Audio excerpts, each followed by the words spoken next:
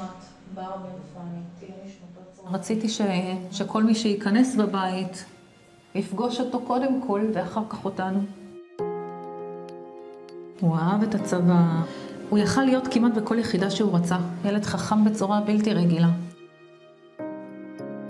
הוא בחר, הוא רצה להיות לוחם. אמרתי לו, אני אחריך באש ובמים. זה לא משנה איפה תהיה, אני אהיה אחריך.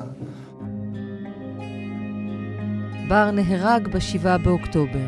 נסיבות מותו מתבהרות לאט לאט, כל פעם מגיע עוד פרט מידע.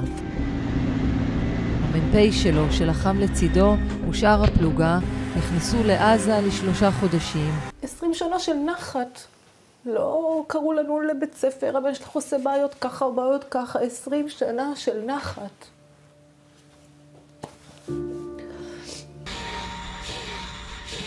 כשהתחילו האזעקות, הפצמ"רים נחתו כמה מטרים לידם. הם נכנסו למיגונית הקרובה. ותוך כדי הם מבינים שהם בתרחיש, הם דרכו נשקים, הם הבינו כבר שהם בתרחיש. רואים שיירות של מחבלים ויורים עליהם מכל עבר על הרכב. והמ"פ מחליט להגיד לנהג להסתובב בחזרה לכיוון הצומת הראשית ולנסות לחסום את המחבלים משם, שהם לא יוכלו לחדור לכיוון כיסופים ומרס. ובניסיון הזה שהם עושים פרסה, הם חטפו את ה-RPG לדוד. שלושתם התחילו בלחימה, פנים מול פנים, בשטח פתוח, חשופים. בקרב הזה נמצאים 3 חיילים מול עשרות אנשי חמאס. המ"פ, בר הקשר של המ"פ והחופל תחת ירי בלתי פוסק. הם מצליחים להרוג מחבלים רבים, אבל בשלב מסוים בר נפגע. פני ויוסי לא ידעו שבר נהרג.